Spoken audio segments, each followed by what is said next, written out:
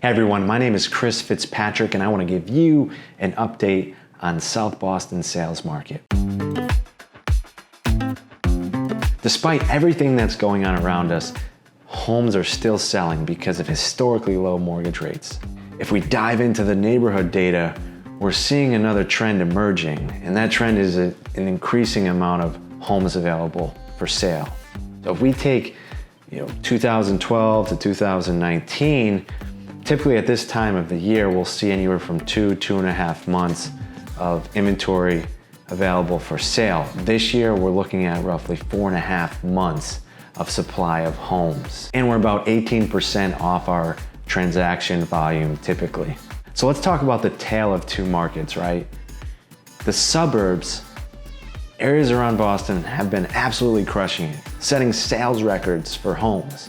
But if you look at many Boston neighborhoods, we've seen the inventory slowly increasing.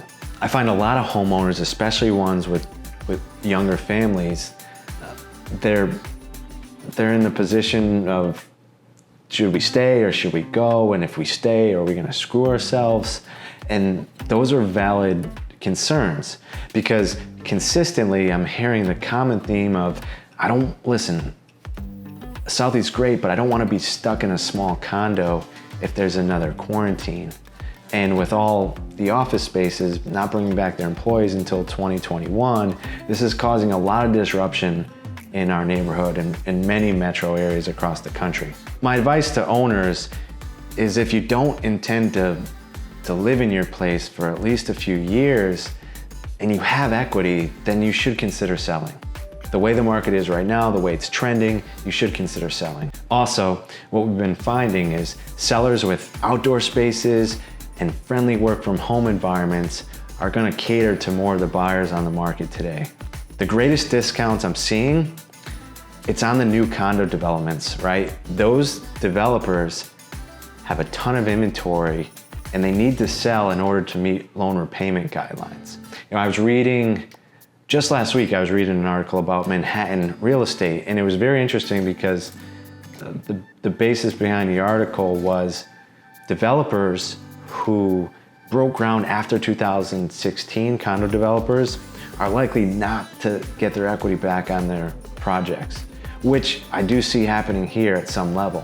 So when we look at real estate prediction, everybody wants to get some type of prediction on the market.